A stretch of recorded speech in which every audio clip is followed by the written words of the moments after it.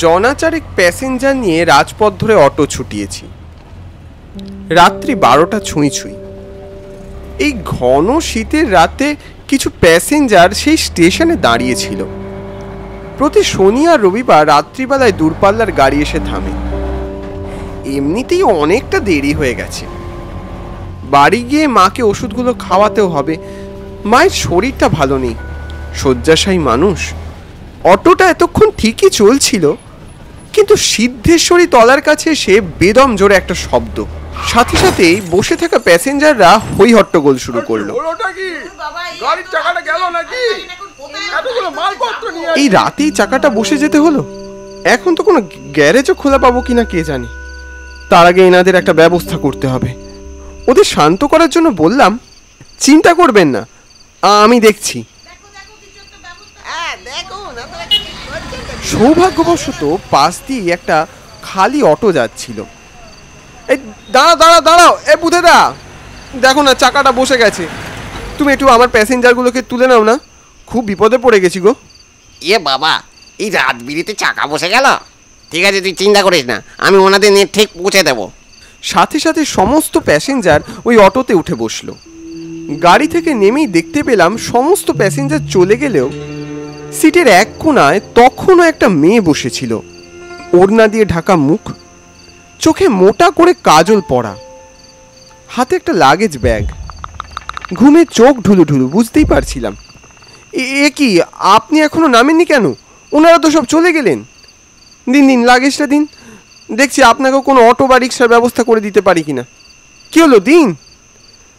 মেয়েটি কোনো কথা বলল না, শুধু আমার দিকে চেয়ে রইল। কি হলো, তাকিয়ে কি দেখছেন?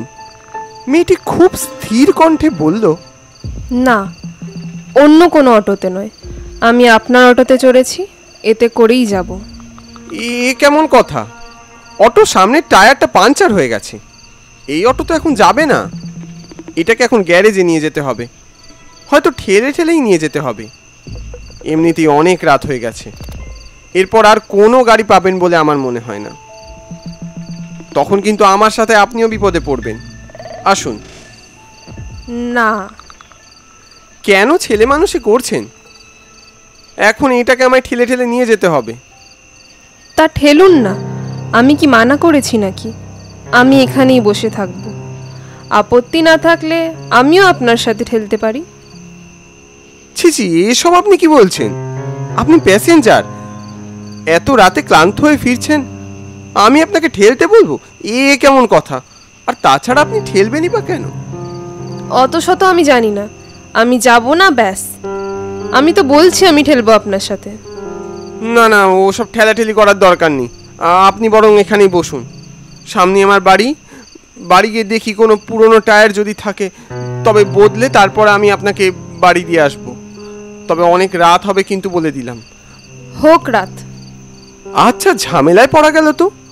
এরপর অটোটাকে পিছন থেকে ঠেলতে শুরু করলাম। একই এত রাত, তার মধ্যে উটকো ঝামেলা।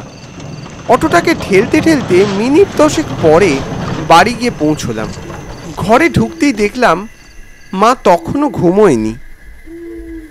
খোকা, এলি? এত দেরি হলো কেন রে?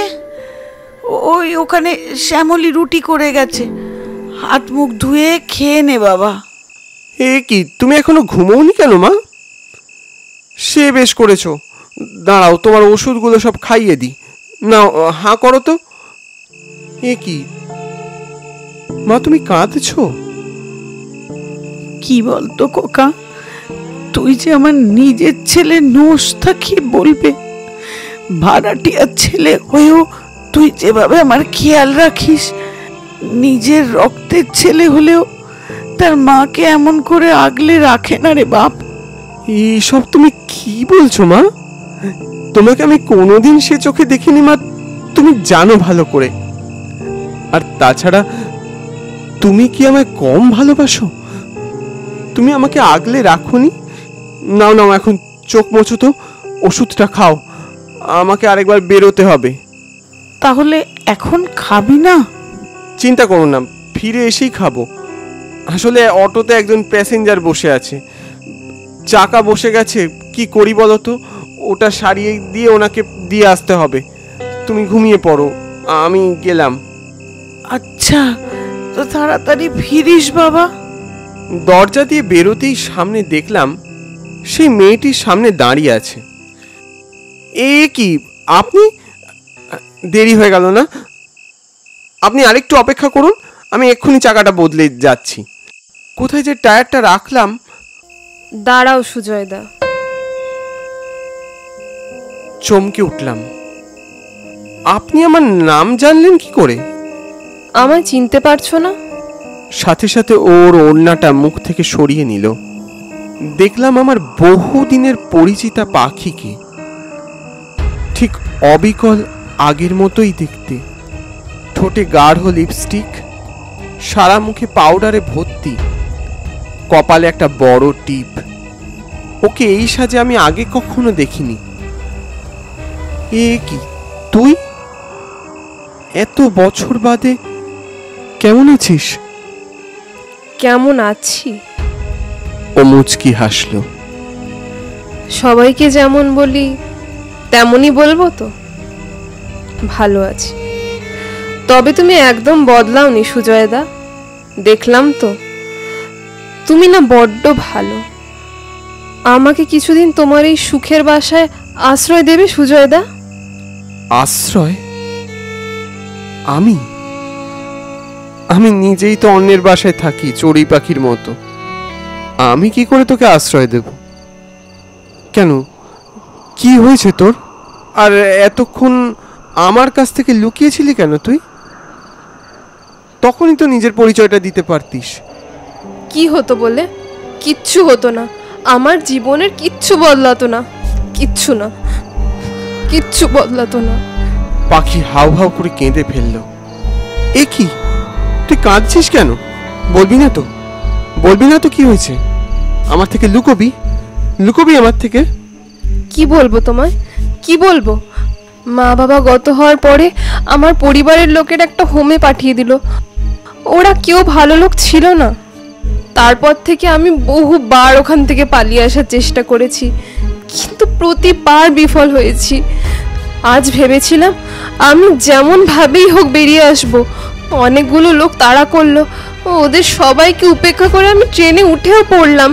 ভেবেছিলাম ওই অন্ধকার থেকে এই আলোর দিশায় ঠিক পৌঁছে যাব, কিন্তু আমি পারলাম না সুজয়দা, আমি পারলাম না।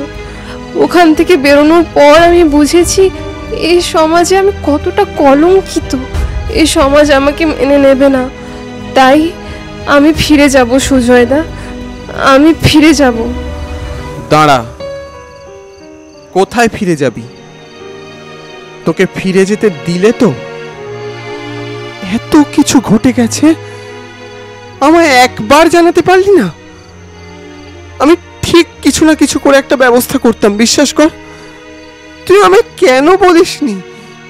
কিন্তু কোনো কিন্তু নয়, যা হওয়ার অনেক হয়ে গেছে।